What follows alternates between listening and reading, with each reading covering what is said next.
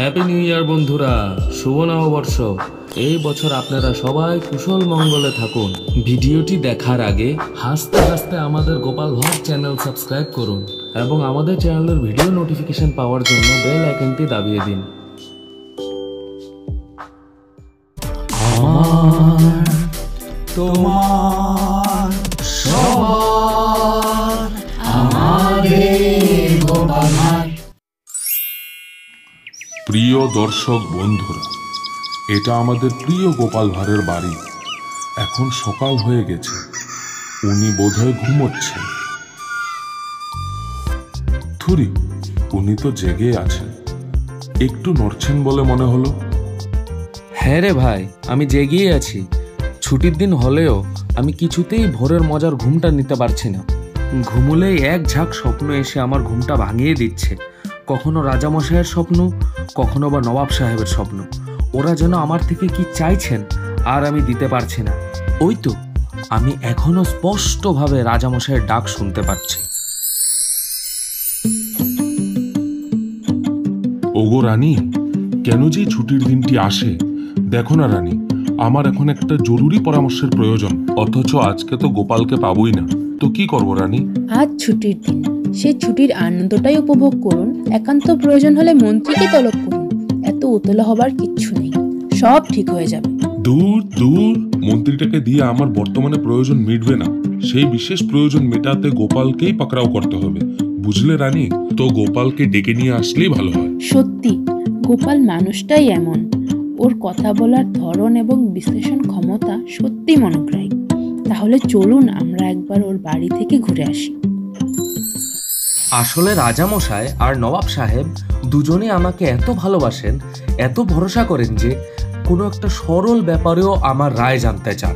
আর এটাই হলো আমার দৈনন্দিন বিপর্যয়, যার চাপে আমি সুন্দর মতো ঘুমোতেও পারছি না। ওই তো নবাব সাহেবও যেন মুর্শিদাবাদে বসে আমায় খোঁজাখুঁজি করছেন। নবাব সাহেব, সালাম নেবেন। কি ভাবছেন আপনি? উজির, কিছুদিন ধরে এক কঠিন প্রশ্ন আমার মনে উকিঝুঁকি মারছে। পারবে কি সেই প্রশ্নের উত্তর দিতে? কি এমন প্রশ্ন নবাব সাহেব? আপনি হুকুম করুন, মুহূর্তের মধ্যে আপনার সমস্যার সমাধান হয়ে যাবে। আপনি কোনো চিন্তা করবেন না, আমি তো আপনার উজির, এটাই তো আমার কাজ। আচ্ছা উজির, বলো তো, এই পৃথিবীতে মুরগি আগে এসেছিল না ডিম আগে এসেছিল? খুব কঠিন প্রশ্ন, তাই না? নবাব সাহেব, এটা এক এমন প্রশ্ন যার কোনো প্রকৃত উত্তর হয় না। কারণ আমি যদি বলি মুরগি, তো আপনি বলবেন ডিম, আর আমরা এই নিয়ে বাঘ বিতণ্ডা করতেই থাকবো। না না উজির, তুমি কিছু মনেই করো না। তবে আমার মনে হয় এই প্রশ্নের সদুত্তর একমাত্র গোপাল ভাঁড়ের কাছেই পাওয়া যাবে। যাও, এখন আমার কৃষ্ণনগর যাওয়ার বন্দোবস্তটা করে ফেলো দেখি। বারে, এটা কেমন জাদু যা গোপাল ভাঁড় নবাব সাহেবকে করে দিয়েছে? বোধহয় ও আমার চাকরিটা কোনোদিন নিয়ে নেবে। কি করি এখন? ওদের প্রয়োজনে আমি যে পাগল হয়ে যাব। আজ ছুটির দিন, তবুও মনে প্রাণে একটুকুও আমি আরাম পাচ্ছি না। আরে আজ তো বাচ্চারা খেলার মাঠে যেতে বলেছিল। এখন আমি হাত মুখ ধুয়ে কিছু খেয়ে নি, বড্ড খিদে পেয়েছে আমার। গিন্নি, ও গিন্নি, তুমি কোথায়?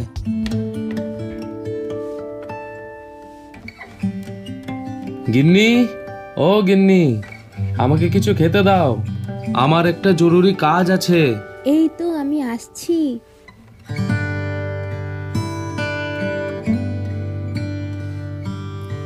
নাও, এই মোয়াগুলো চটপট করে খেয়ে ফেলো দেখি। বাহ গিন্নি, মোয়াগুলো তো অনেক বড় বড় হয়েছে। এগুলো সুস্বাদু তো হতেই হবে। গিন্নি, তুমি তো জানোই মুড়ির মোয়া আমার কত প্রিয়। একটু ধীরে ধীরে খাও, তা না হলে বিষম খেতে পারো। এত তাড়া কিসের? মুড়ির মোয়াগুলো খুব ভালো লাগলো গিন্নি। আচ্ছা, আমি এখন মাঠে যাই, বাচ্চাগুলো আমার অপেক্ষা করছে।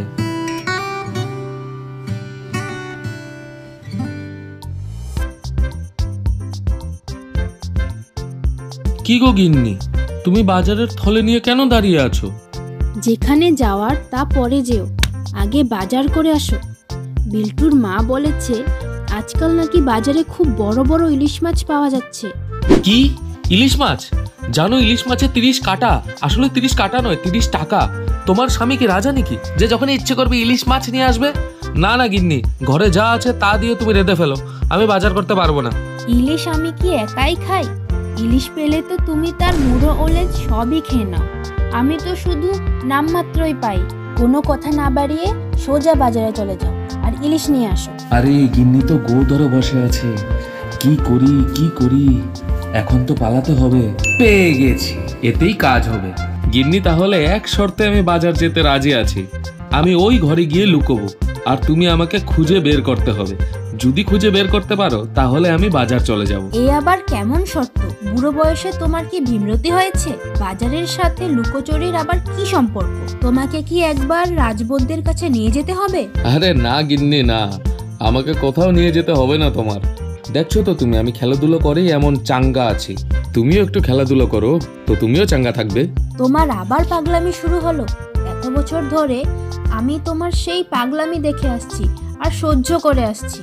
তুমি তোমার যত সব চালাকি আমার ওপর চালাও, তা আমি বুঝেও অবুঝ হয়ে থাকি।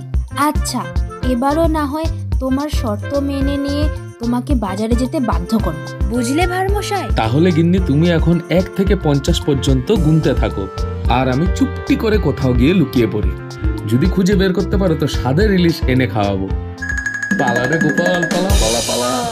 কোথায় লুকাবে? তোমাকে আমি বের করে বাজারে পাঠাবোই। পালাতে পালাতে হয়রান হয়ে গেলাম রে। উফ উফ উফ, শ্বাস নেওয়া যাচ্ছে না, আর একটু বসে বিশ্রাম করে নি।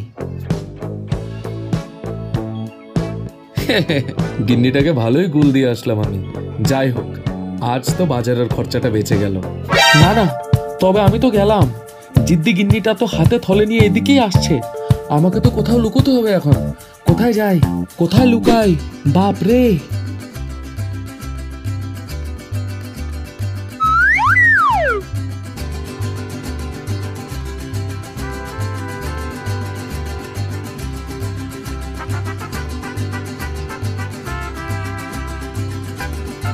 ধোকাবাজ ভাদ্দা কথাকার, লুকানোর নাম করে পালিয়ে গেল।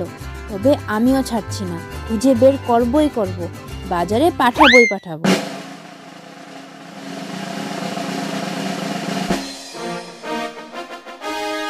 কে এলো আবার? ওরে বাপরে, রাজামশাই আর রানীমা দুজনেই এসেছে।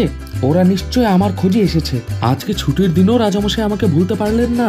কপাল, সবই আমার কপাল। এখন আমাকে একটু বাড়ি গিয়ে অন্য ধরনের চালাকি করতে হবে, যাতে ওনারা এখান থেকে চলে যান।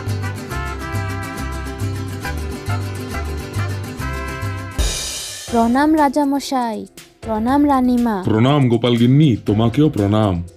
আজ ছুটির দিনে আমরা দুজনে একটু ঘুরতে বেরিয়েছি। আসলে আমার এক জরুরি কাজে গোপালকে প্রয়োজন, কিন্তু আজ ছুটির দিন হওয়াতে ও তো আজ রাজসভায় আসলো না। ঠিক আছে, তোমরা দুজনে এখন একটু গল্প করো আর আমি একটু বিশ্রাম করি। কি গো গোপাল গিন্নি, গোপাল কোথায়? রাজামশাই এক জরুরি কাজে গোপালকে খুঁজছেন। তুমি জানো কি সে কোথায়? আমরা তোমার বাড়ির দিকেই যাচ্ছিলাম। আর যদিও ছুটির দিন, তবুও রাজামশাই গোপাল গোপাল বলে অস্থির হয়ে যাচ্ছেন। মনে হয় গোপাল মাঠে বাচ্চাদের সাথে খেলাধুলা করছে। কি গো গোপাল গিন্নি, ছুটির দিনে সে তো খেলাধুলা করেই কাটায়। আমি ঠিক বলছি তো? হ্যাঁ গো রানীমা, ও আমাকে বাজার যাবে বলে ধোকা দিয়ে পালিয়েছে। বোধ হয় মাঠেই খেলছে। ও বলেছিল যে আজ ছুটির দিন, তাই সে বাচ্চাদের সাথে খেলাধুলা করবে, বাজার টাজার করতে পারবে না। বলুন, বাজার না করলে আমিও খেতে কি দেব? একটু তো বুঝতে হয়, নয় কি রানীমা? তবে আমিও ছাড়ছি না, বাজারে পাঠাবই পাঠাবো। আরে নবাব সাহেব, আপনি হঠাৎ এইখানে? আমার সালাম নেবেন। কৃষ্ণচন্দ্র, তুমি এখানে কি করছো? নবাব সাহেব, আজ তো ছুটির দিন, তাই আমরা দুজনে একটু হাওয়া খেতে বেরিয়েছি। আর এক বিশেষ প্রয়োজনে গোপালেরও খোঁজ করছি। আপনি কেমন আছেন বলুন? মুর্শিদাবাদে সবকিছু কুশল মঙ্গল আছে তো? সবকিছু ঠিকই আছে। তবে তুমি যেমন গোপাল ভাঁড়ের খোঁজ করছো, ঠিক তেমনি আমিও গোপাল ভাঁড়ের খোঁজ করছি। তাকে কি দেখেছো কোথাও কৃষ্ণচন্দ্র? প্রণাম রাজামশাই, প্রণাম রানীমা। আপনারা কি কোনো সমস্যায় পড়েছেন? আমি কি কোনো সাহায্য করতে পারি? না, তেমন কোনো সমস্যা নেই। তবে আমরা আমাদের গোপাল ভাঁড়ের খোঁজ করছি। তুমি কি ওকে কোথাও দেখেছো? বলতে পারো ও কোথায় হবে? হ্যাঁ রাজামশাই, ওই পাঠশালার মাঠে গোপাল দাদা বাচ্চাদের সাথে সারথি, খেলাধুলা করছে। পাঠশালার মাঠে এখন চলো। আমি যাই রাজামশাই। নবাব বাহাদুর তো পাঠশালার মাঠের দিকে যাচ্ছেন, চলো আমরাও সেখানে যাই।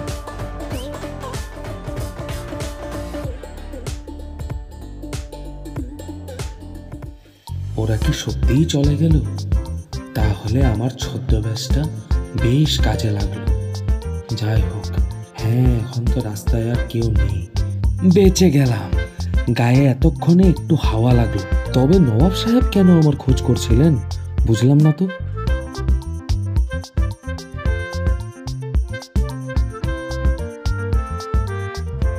গোপাল দাদা, ও গোপাল দাদা, তুমি আবার ছদ্মবেশ ধরেছো কেন? কিসের তদন্ত করছো? আরে বিজন, তাহলে আমি তোমার কাছেই ধরা পড়ে গেলাম। হ্যাঁ, মনে পড়েছে, চাঁদা তোলার সময় এই ছদ্মবেশে আমি তোমার সাথে ছিলাম। আচ্ছা, এবার বলো দেখি, এমন কি কাজ আছে যে তুমি আমার কাছে এসেছো? গোপাল দাদা, তোমাকে আমাদের ভীষণ প্রয়োজন। পাড়ার সবাই তোমাকে দুর্গাপূজার সম্পাদকের পদে বসাতে চায়, কারণ সবাই তোমাকে ভালোবাসে ও ভরসা করে। তুমি সম্পাদক হলে নাকি চাঁদার পরিমাণটা বেড়ে যাবে, ওদের এটাই আশা। তোমাকে সম্পাদক হতেই হবে। তোমরা এটা কি বলছো? হ্যাঁ, আমি রাজকার্য করব না সামাজিক কার্য করব? আমি ছুটির দিনেও শান্তি পাই না। না না, তোমাকে সম্পাদক হতেই হবে। প্রিয় দর্শক বৃন্দ, দেখলেন তো আপনারা সবাই কি সবার প্রেমে পড়ে কি অবস্থা হয়। অনুরোধে অনুরোধে আমাকে এখন ঢেকি গিলতে হবে। আবার দেখা হবে।